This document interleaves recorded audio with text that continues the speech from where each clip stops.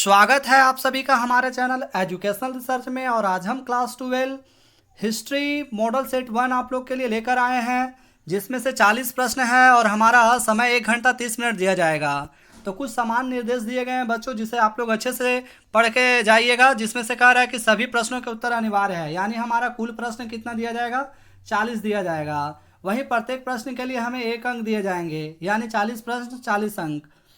प्रत्येक प्रश्न में 4 विकल्प दिए गए हैं और सही विकल्प का चयन करना है, जबकि गलत उत्तर के लिए अंक नहीं काटे जाएंगे। तो इसके लिए आप लोग बेफिक्र रहिए। आप लोग अगर यदि 40 में 38 भी लाते हैं तब पर भी आपको पूरा में पूरा मार्क्स दिया जाएगा, यानी कि 40 में 38 है तो आपका 38 पूरा दिया जाएगा। तो सबसे पहले हम फटाफट मॉडल सेट नंबर 1 को देख लेते हैं, जिसमें से क्वेश्चन नंबर हमारा 1 क्या कह रहा है कि मोहनजोदड़ो की खोज किसने की थी। तो इसका जो सही आंसर होगा ऑप्शन नंबर बी होगा, राखल दास बनर्जी।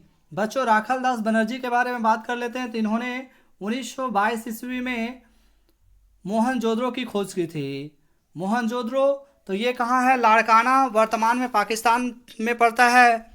साथ ही इसके अलावा मोहनजोदड़ो को मृतकों का टीला भी कहा जाता है। आप लोग इसको भी नोट कर लीजिएगा, तो फाइनल एग्जाम में बहुत बार पूछा गया है एग्जामिनेशन में। मृतकों का टीला किसे कहा गया है, तो मोहनजोदड़ो को। यहाँ से क्या क्या प्राप्त हुआ है बच्चों, तो यहाँ से नर्तकी की मूर्तियाँ प्राप्त हुई है, 3 मुख वाले भी एक की प्रतिमा प्राप्त हुआ है। साथ ही ऑप्शन नंबर जो हमारा ए में कह रहा है, दयाराम साहनी के बारे में आप लोग को बता देना चाहते हैं। तो इन्होंने 1921 ईस्वी में हड़प्पा की खोज की थी। हड़प्पा जो किस नदी के किनारे, रावी नदी के किनारे विकसित हुआ है। अब हम क्वेश्चन नंबर 2 को देखेंगे। क्वेश्चन नंबर 2 कह रहा है, डॉकयार्ड यानी गोदीवाड़ा का अवशेष किस नगर से प्राप्त हुआ। तो क्वेश्चन नंबर 2 का जो हमारा सही आंसर होगा ऑप्शन नंबर डी, इसका लोथल हो जाएगा। लोथल के बारे में बात कर लेते हैं। तो लोथल जो बंदरगाह के रूप में विकसित है, बंदरगाह के रूप में विकसित था ये हड़प्पा सभ्यता में। और ये वर्तमान में कहाँ, तो ये गुजरात में पड़ता है। और इसके अलावा लोथल का खोज किसने किया था, तो रंगनाथ राव ने किया था। आप लोग इसको भी नोट कर लीजिएगा, रंगनाथ राव ने इसका खोज किया था। साथ ही यहाँ पे और भी जो हमारा दिया गया ऑप्शन नंबर ए में मोहनजोदड़ो, तो अभी हमने ऊपर बताया कि 1922 में इसका खोज राखल दास बनर्जी ने। हड़प्पा, तो हड़प्पा का खोज किसने किया था, तो दयाराम साहनी ने किया था। अब हम क्वेश्चन नंबर 3 के बारे में बात कर लेते हैं। मौर्य वंश के अंतिम शासक कौन थे। तो मौर्य वंश के अंतिम शासक कौन थे, तो वे थे वृहदत्त थे, यानी ऑप्शन नंबर बी इसका करेक्ट आंसर होगा। मौर्य वंश के बारे में जानकारी आप लोग को दे देते हैं। चंद्रगुप्त मौर्य जो थे मौर्य वंश के संस्थापक थे। इन्होंने 322 ईसा पूर्व में क्या किया था, मौर्य वंश का स्थापना किया था। आप लोग इसको भी नोट कर लीजिएगा। और साथ ही 305 ईसा पूर्व में इन्होंने क्या किया था, सेल्यूकस को पराजित किया था 305 ईसा पूर्व में। इसको भी जान लीजिए आप लोग। वहीं बिंदुसार, तो बिंदुसार कौन था, चंद्रगुप्त मौर्य का बेटा था। ये चंद्रगुप्त मौर्य का बेटा था। और इनका शासनकाल क्या था, चंद्रगुप्त मौर्य का 298 ईसा पूर्व से 298 ईसा पूर्व से 272 ईसा पूर्व। ये भी आप लोग नोट कर लीजिए। अशोक कौन था, तो अशोक जो थे बिंदुसार के बेटा था, यानी कि चंद्रगुप्त मौर्य का पोता अशोक, जिन्होंने 272 ईसा पूर्व में गद्दी पर बैठा था और 232 ईसा पूर्व तक इन्होंने शासन किया था। इसके अलावा ये अपने 269 ईसा पूर्व में गद्दी पर बैठा था। गद्दी पर बैठने के 8वें वर्ष के बाद 8वें वर्ष में इन्होंने कलिंग पर फतह हासिल की थी। कलिंग वर्तमान में कहाँ है, तो उड़ीसा में। तो इन सभी प्रश्नों से हमारे बहुत सारे प्रश्न बनते हैं बच्चों, आप लोग अच्छे से तैयारी करके जाइएगा। वहीं क्वेश्चन नंबर 4 का रहा है, अर्थशास्त्र के रचयिता कौन थे। तो अर्थशास्त्र के रचयिता कौन थे, तो इसका सही आंसर जो होगा हमारा बी होगा, कौटिल्य। कौटिल्य अर्थशास्त्र के रचयिता कहा जाता है इसे। और इनका अन्य नाम है विष्णुगुप्त है, इसको भी नोट करिएगा, विष्णुगुप्त। इसके अलावा चाणक्य भी इन्हीं को कहा जाता है। और ये चंद्रगुप्त मौर्य के प्रधानमंत्री भी थे।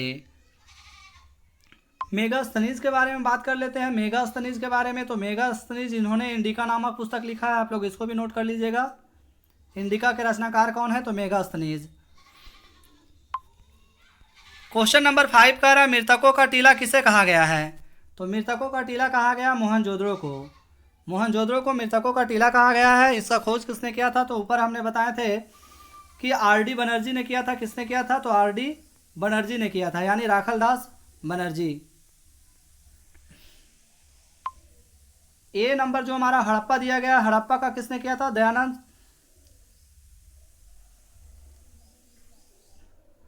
हड़प्पा का खोज किसने किया? तो दयाराम साहनी ने किया था। कब किया था? 1921 ईस्वी में किया था। कालीबंगा, जिसका अर्थ होता है काले रंग की चूड़ियां। नेक्स्ट क्वेश्चन नंबर 6 कह रहा है हड़प्पा नगर की खोज किस वर्ष हुई? तो हड़प्पा नगर की खोज किस वर्ष हुई? 1921 ईस्वी में हुई थी। अभी हमने बताए थे। इनका खोज किसने किया था? तो खोज किया था दयाराम साहनी ने किया था।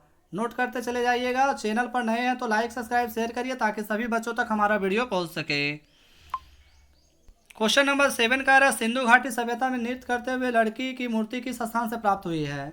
तो सिंधु सभ्यता में नृत्य करते हुए लड़की की मूर्ति जो प्राप्त हुई वो मोहनजोदड़ो से प्राप्त हुई है। मोहनजोदड़ो की खोज कब हुई? 1922 में हुई थी। किसने किया था? तो आर.डी. बनर्जी ने किया था। हड़प्पा की खोज कब हुई? तो 1921 में हुई थी और दयाराम साहनी ने किया था। कालीबंगा, तो कालीबंगा में हमें कृषि यानी कि हल का साक्ष्य प्राप्त होता है। इसको भी आप लोग नोट कर लीजिएगा। हल का साक्ष्य प्राप्त होता है, कालीबंगा से प्राप्त होता है। कालीबंगा का अर्थ क्या होता है? तो काले रंग की चूड़ियाँ होती है। क्वेश्चन नंबर 8 कह रहा है मौर्य साम्राज्य की स्थापना किसने की? तो मौर्य साम्राज्य की स्थापना चंद्रगुप्त मौर्य ने की थी, यानी ऑप्शन नंबर 20 का करेक्ट आंसर होगा। कब किया था? तो 322 ईसा पूर्व में किया था। आप लोग इसको भी नोट कर लीजिएगा। और ये हमारा जो चंद्रगुप्त मौर्य थे, इनका प्रधानमंत्री कौन था? तो इनका प्रधानमंत्री चाणक्य या कौटिल्य भी हम इसको बोल सकते हैं। साथ ही बिंदुसार, तो बिंदुसार जो थे इनका बेटा था। अशोक जो थे बिंदुसार के बेटे थे। आप लोग इसको भी नोट कर लीजिएगा। जबकि बिंबिसार जो थे हर्यक वंश के संस्थापक थे। हर्यक वंश, इसके बारे में और भी बहुत कुछ है। इसका बेटा का नाम था अजातशत्रु, तो हम आगे अध्ययन करेंगे इसके बारे में। नेक्स्ट है मौर्य साम्राज्य में प्रचलित मुद्रा का नाम क्या था? तो मौर्य साम्राज्य में जो मुद्रा का प्रचलित नाम था वो था पन था, यानी ऑप्शन नंबर ए जो इसका सही आंसर होगा। क्वेश्चन नंबर 10 कह रहा है मुद्रा राक्षस लेखक निम्न में से कौन है? तो मुद्रा राक्षस के लेखक कौन है? विशाखा दत्त है, यानी ऑप्शन नंबर डी इसका करेक्ट आंसर होगा। अभिज्ञान शकुंतलम के लेखक कौन है? तो कालिदास है। आप लोग इसको भी नोट कर लीजिएगा। क्वेश्चन नंबर 11 कह रहा है निम्न में से कौन मौर्य वंश का शासक नहीं है? तो मौर्य वंश का शासक नहीं पूछा है, तो हमारा सबसे पहले हम क्या करेंगे? चंद्रगुप्त मौर्य, ये हमारा मौर्य वंश का शासक है। बिंदुसार इनका बेटा है, और बिंदुसार का बेटा कौन है? अशोक। तो ये तीनों तो हमारा नहीं हो जाएगा। अब बच रहा है अजातशत्रु। तो अजातशत्रु कौन है? तो ये हर्यक वंश का शासक है, और एक किनका पुत्र है? तो बिंबिसार का पुत्र है। आप लोग इसको भी नोट कर लीजिएगा, बिंबिसार का पुत्र है। क्वेश्चन नंबर 12 का रहा चंद्रगुप्त मौर्य ने सेल्यूकस को कब पराजित किया? तो सेल्यूकस को कब पराजित किया था? 305 बीसी में किया था। ऑप्शन नंबर बी इसका करेक्ट आंसर होगा। और इसके अलावा नीचे जो दिया गया 261 ईसा पूर्व, तो इसके बारे में बता दें। 261 ईसा पूर्व में अशोक जो मौर्य वंश के तीसरे शासक थे, जिन्होंने कलिंग फतह किया था अपने राजारोहण के 8वें वर्ष में। क्वेश्चन नंबर 13 कह रहा है अमरावती का स्तूप किस राज्य में स्थित है? तो अमरावती का स्तूप जो हमारा है आंध्र प्रदेश के गुंटूर जिले में है। आप लोग इसको नोट कर लीजिएगा, गुंटूर जिले में। तो सही आंसर क्या हो जाएगा? ऑप्शन नंबर ए हमारा राइट आंसर होगा। वहीं क्वेश्चन नंबर 14 कह रहा है बुद्ध के पूर्व जन्म की कथाएं निम्नलिखित में से किस में संकलित है? तो इसका जो सही आंसर होगा ऑप्शन नंबर बी हो जाएगा। जातक कथा में बुद्ध का पुनर्जन्म की कथाएं संकलित किया गया है। और त्रिपिटक भी है, ये किससे संबंधित है? आप लोग हमें कमेंट में बताइएगा। वहीं क्वेश्चन नंबर 15 कह रहा है भोपाल की किस बेगम ने सांची के स्तूप के संरक्षण में योगदान दिया? ऑप्शन नंबर ए में दिया गया है रोशन आरा, बी शाहजहां बेगम, और सी है सुल्तान जहां बेगम, डी हमारा बी और सी है। तो इसका सही आंसर क्या हो जाएगा? ऑप्शन नंबर डी जो है, बी और सी दोनों सही होगा। यानी कि शाहजहां बेगम और सुल्तान जहां बेगम जो थे भोपाल की सांची के स्तूप के संरक्षक थी। क्वेश्चन नंबर 16 कह रहा है बुद्ध के बचपन का नाम क्या था? तो बुद्ध के बचपन का नाम क्या था? सिद्धार्थ था। ऑप्शन नंबर डी इसका करेक्ट आंसर होगा। बुद्ध का जन्म कब हुआ? तो 563 ईसा पूर्व में हुआ था। आप लोग इसको नोट कर लीजिएगा। 563 ईसा पूर्व में बुद्ध का जन्म हुआ था। कहाँ हुआ था? तो लुम्बिनी में हुआ था। वहीं आप लोग को बता दें कि महावीर, तो महावीर जो थे जैन धर्म के 24वें तीर्थकर थे। इसके बारे में आप लोग नोट कर लीजिएगा। 24वें तीर्थकर थे महावीर, और इनका बचपन का नाम क्या था? वर्धमान था। जबकि सिद्धार्थ के बेटे का नाम यानी गौतम बुद्ध का बेटे का नाम क्या था? तो राहुल था। इसको भी आप लोग नोट करते जाइएगा। क्वेश्चन नंबर 17 का रहा, महावीर का जन्म कहाँ हुआ? तो महावीर का जन्म कहाँ हुआ था? तो ये जन्म महावीर का जन्म हुआ था वैशाली में हुआ था। ऑप्शन नंबर ए इसका करेक्ट आंसर होगा। सारनाथ के बारे में आप लोगों को बता देते, तो गौतम बुद्ध जो थे, जो बौद्ध धर्म के संस्थापक थे, 563 ईसा पूर्व में इनका जन्म हुआ था। इन्होंने अपना प्रथम प्रवचन जो दिया था यानी कि उपदेश दिया था सारनाथ में दिया था, और इनके द्वारा दिया गया यहाँ पे जो उपदेश था वो धर्मचक्र प्रवर्तन कहलाया। बोध गया, तो बोध गया में गौतम बुद्ध को ज्ञान की प्राप्ति हुई थी। क्वेश्चन नंबर 18 कह रहा है, जैन समुदाय में प्रथम विभाजन के श्वेतांबर संप्रदाय के संस्थापक कौन थे? तो 18 का जो हमारा सही आंसर होगा स्थूलभद्र होगा। ऑप्शन नंबर 20 का करेक्ट होगा। अगर हमारे यहाँ पे बोला जाता दिगंबर का, तो सही आंसर इसका होता भद्रबाहु। क्वेश्चन नंबर 19 कह रहा है, स्तूप संबंधित है निम्न में से। तो स्तूप किससे संबंधित है? तो ये है बौद्ध से संबंधित है। ऑप्शन नंबर सी इसका करेक्ट आंसर होगा। शिव के बारे में बता दे, तो शिव इसके अनुयायी थे, शैव धर्म कहलाते थे। जैन, तो जैन धर्म के संस्थापक ऋषि भदेव थे। और नेक्स्ट कह रहा है क्वेश्चन नंबर 20, कुंडलवन कश्मीर में चतुर्थ बौद्ध संगीति किस शासक के काल में हुई? तो ये जो कुंडलवन में चतुर्थ बौद्ध संगीति हुई थी कनिष्क के काल में हुई थी। और कहाँ पे हुई थी आप लोग को? तो वो भी नोट कर लीजिएगा, कश्मीर में हुआ था। इसको भी नोट करते जाइएगा ताकि एग्जाम में कहीं से भी क्वेश्चन आए आप लोग को दिक्कत ना हो। और चैनल पर जितना ज़्यादा हो सके लाइक सब्सक्राइब शेयर करते जाइएगा। क्वेश्चन नंबर 21 का रहा, सूफी परंपरा में पीर से क्या अर्थ है? तो पीर का अर्थ क्या होता है? गुरु होता है। ऑप्शन नंबर ए इसका करेक्ट आंसर होगा। क्वेश्चन नंबर 22 का रहा है, भक्ति एवं सूफी आंदोलन के संतों का योगदान था। ऑप्शन नंबर ए है धार्मिक सद्भाव में, बी है हिंदू और मुसलमान एकता में, सी है सामाजिक सद्भाव में, डी है इनमें से सभी। तो इसका करेक्ट आंसर हो जाएगा इनमें से सभी, यानी कि डी ऑप्शन राइट आंसर हो जाएगा। क्वेश्चन नंबर 23 का रहा, भक्ति आंदोलन भारत के किस क्षेत्र में प्रारंभ हुआ था? तो इसका शुरुआत हुआ था दक्षिण भारत में। ऑप्शन नंबर बी इसका राइट आंसर होगा। भक्ति आंदोलन के संस्थापक कौन थे? बसवन्ना थे। आप लोग इसको भी नोट कर लीजिएगा, बसवन्ना को भक्ति आंदोलन का संस्थापक बोला जाता है। बसवन्ना के बारे में भी नोट कर लीजिएगा। वहीं क्वेश्चन नंबर 24 का रहा, कीर्तन को प्रारंभ करने वाले संत का क्या नाम था? तो कीर्तन को प्रारंभ करने वाले संत का नाम था चैतन्य महाप्रभु थे, यानी ऑप्शन नंबर डी इसका करेक्ट आंसर होगा। वहीं कबीर दिया है, तो कबीर का जन्म कब हुआ? 1398 ईसा पूर्व में हुआ था। कबीर का जो सखी शब्द रामायणी तीनों को संग्रहित बीजक में किया गया। आप लोग इसको भी नोट कर लीजिएगा। ये कितने दिनों तक जीवित रहे? तो 120 साल तक जीवित रहे थे। क्वेश्चन नंबर 25 का रहा, निजामुद्दीन औलिया किस सूफी सिलसिले से संबंधित थे? तो ये संबंधित है चिश्ती सिलसिला से, यानी ऑप्शन नंबर ए इसका करेक्ट आंसर होगा। क्वेश्चन नंबर 26 का रहा, तालवंडी किसका जन्म स्थान था? तो तालवंडी में किसका जन्म स्थान था? नानक का था, यानी गुरु नानक का जन्म स्थान था तलवंडी। वहीं बात कर लेते हैं कबीर का, तो कबीर का कहाँ था? लहरतारा नामक तालाब के पास, आने की इसको दो जुलाह दंपति नीरू और नीलिमा ने इसको गोद लिया था।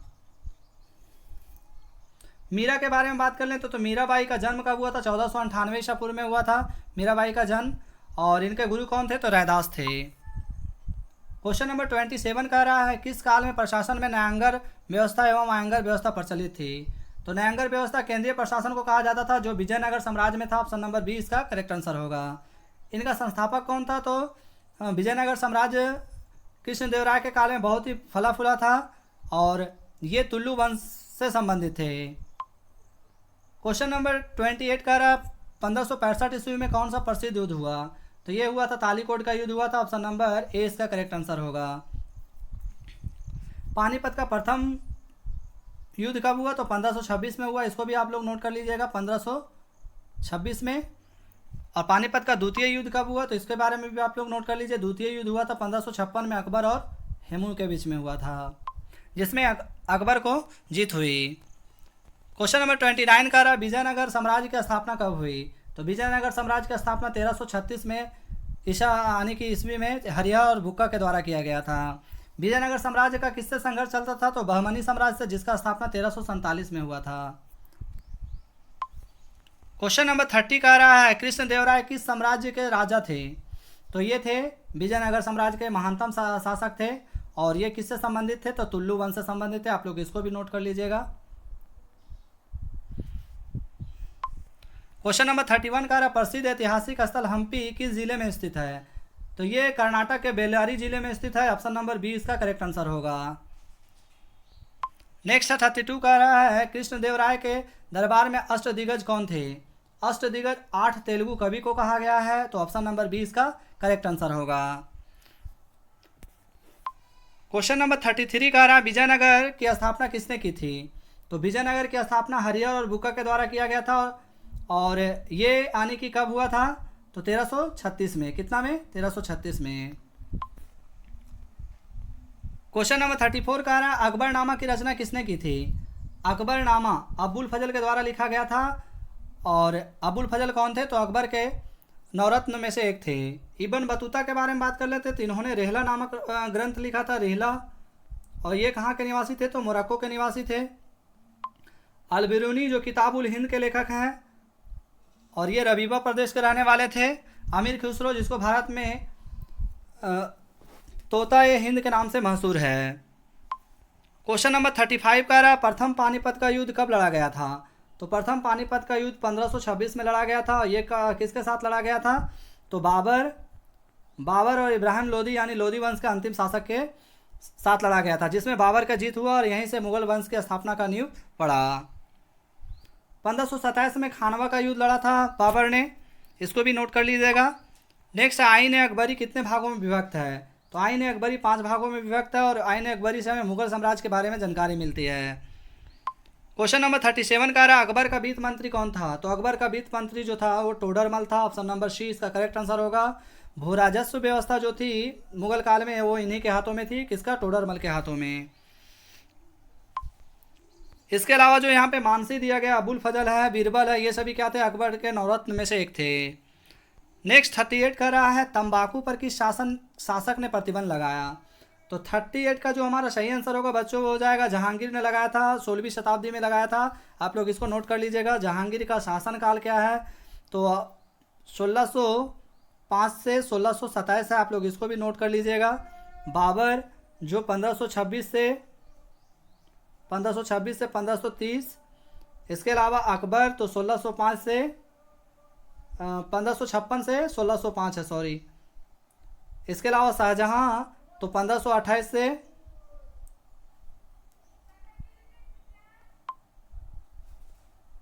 इसके अलावा शाहजहां तो 1628 से 1658। इसको भी आप लोग नोट कर लीजिएगा।